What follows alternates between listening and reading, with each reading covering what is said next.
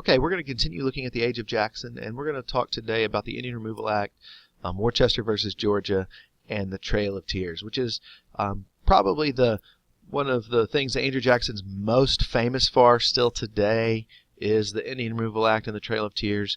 We're going to clarify a few things that are sometimes misunderstood, kind of also let you see kind of the two sides of the story.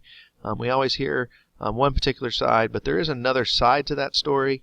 Now, how believable and how sincere that side is kind of up to each of us to decide. But we're going to definitely look at the key issues around the Indian Removal Act and the Trail of Tears. So first off, let's just talk about the Indian Removal Act.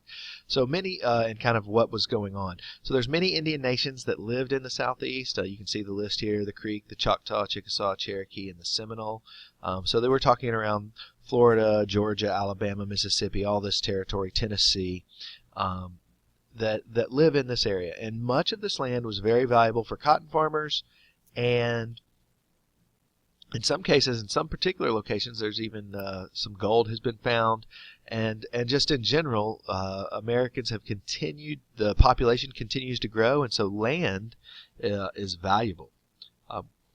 What the Indian Removal Act does in 1830, it authorizes the president to negotiate treaties to buy tribal lands in the east, and therefore in exchange, and then give lands west, outside of existing U.S. state borders, to these different Indian tribes. So it's present-day Oklahoma is where that is. Most of that land is located.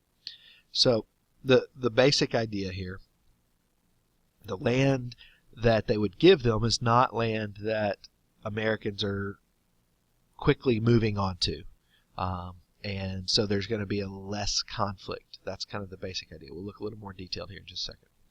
So Andrew Jackson's idea, basically his explanation. So his idea is that Indians have been losing land for generations to white settlers. Settlers move on to their territory, conflict happens, bloodshed happens, and while the Native Americans at certain points had certainly had victories, in the long run they continually lose their land and territory to settlers. And so Andrew Jackson's argument is, look, they're going to lose the land eventually. Can it be peaceful? Can they get money out of it? And can they get some other land that is not part of a current state and there aren't lots of people moving on to? And so they'll have that land, and that will be theirs, and it'll be better than continual warfare that the Native Americans are eventually going to lose. That's kind of Andrew Jackson's side. And that's the side of the story you often don't hear as much. Now, whether that's his legitimate motivation and how legitimate that is another story. But that's his side of the story. Now, John Ross is one of the leaders of the Cherokee, and they're kind of the most famous particular group because of some of the events surrounding their removal and even the court case. But the other tribes as well faced similar problems. And so John Ross, who is one of the leaders of the Cherokee, says, this is our home. This is our traditional lands. These are our lands. You do not have the right. We're not going to agree to this removal. We're adopting American ways. We are farmers. We've created a constitution. We have representation, and we are becoming more and more like, doing things more and more American ways, and we have treaties giving us the right to these lands, and we can follow our own laws. We're not subject to the laws of Georgia or any other state, and that's their argument, and that's a legitimate argument. So what happens? Well, in 1832, there's a Supreme Court decision. It's called Worchester versus Georgia. And the basic idea of the ruling is that Georgia could not impose its laws upon Cherokee tribal lands. In other words, states don't have authority over these different Indian nations. Ultimately, the Indian nations are sovereign over their territory that they have negotiated with the United States.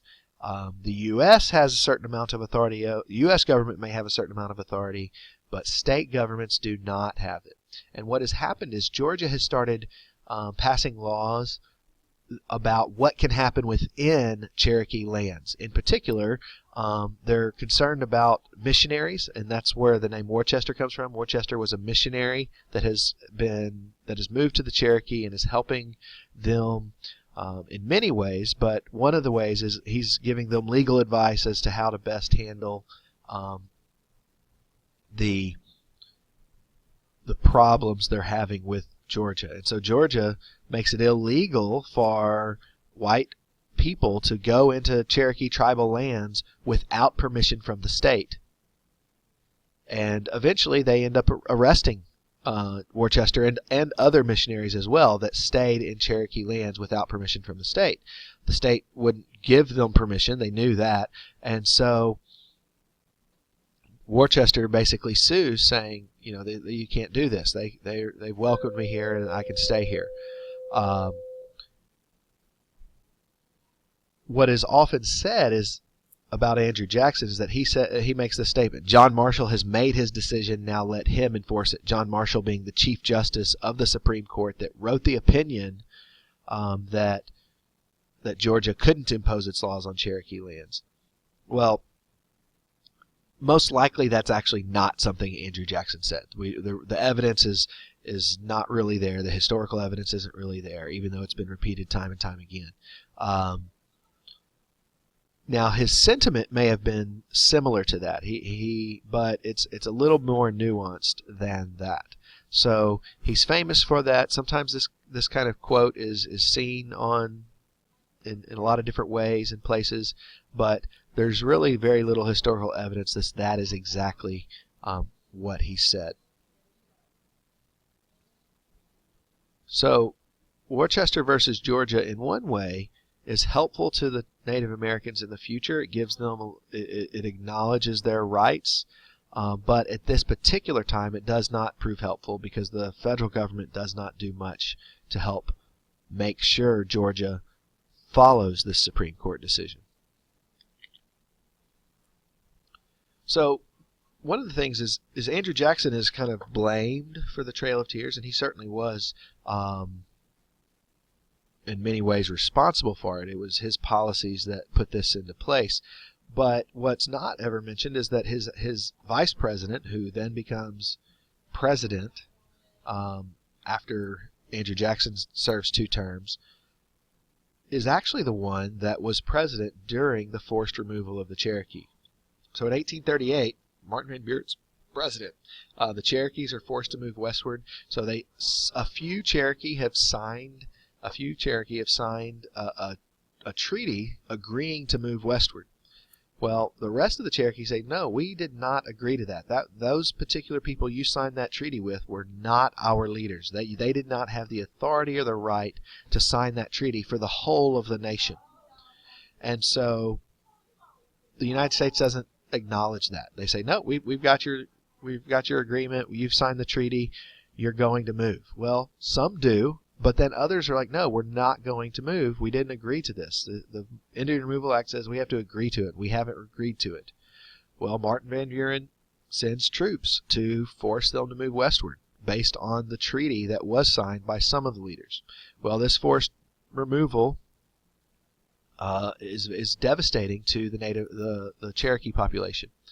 At least 4,000 died during this journey, which is probably at least 25% of their population at this time. So that's a significant blow.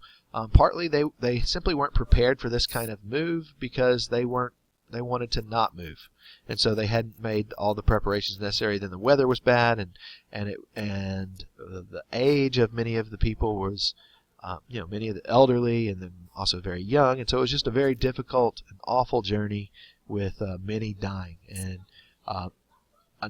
definitely a dark stain in American history. And so that happens in 1838. Now we talk about the Cherokee Trail of Tears, but this was many different tribes that were actually forced to move, and there was many trails of tears, not just one. But there were other moves by a variety of tribes in the east.